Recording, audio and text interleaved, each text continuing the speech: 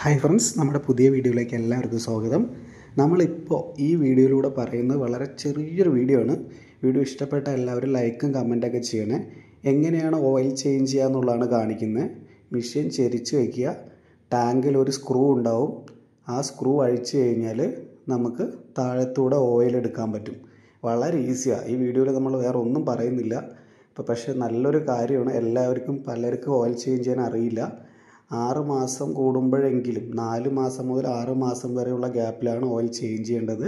അപ്പോൾ വീഡിയോ ഇഷ്ടപ്പെട്ട എല്ലാവരും ലൈക്കും കമൻറ്റൊക്കെ ചെയ്ത് സപ്പോർട്ട് ചെയ്യുക. ഇത്രയേ ഉള്ളൂ. മെഷീൻ ചെരിച്ച് വെച്ച് ടാങ്കിൽ കാണുന്ന ആ സ്ക്രൂ ലൂസ് ചെയ്ത് കഴിഞ്ഞാൽ കറക്റ്റായിട്ട് ഓയിൽ വളരെ ഈസി ആയിട്ട് നിങ്ങൾക്ക് എടുക്കാം.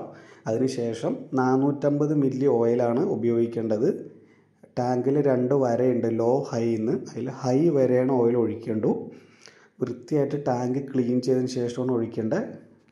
ഓയിൽ റിമൂവ് ആക്കിയതിന് ശേഷം തിരിച്ച് ആ സ്ക്രൂ ടൈറ്റ് ചെയ്യാൻ ആരും മറക്കല്ലേ. അപ്പോൾ വീഡിയോ ഇഷ്ടപ്പെട്ട് കഴിഞ്ഞാൽ ലൈക്കും കമൻറ്റൊക്കെ ചെയ്ത് സപ്പോർട്ട് ചെയ്യണേ.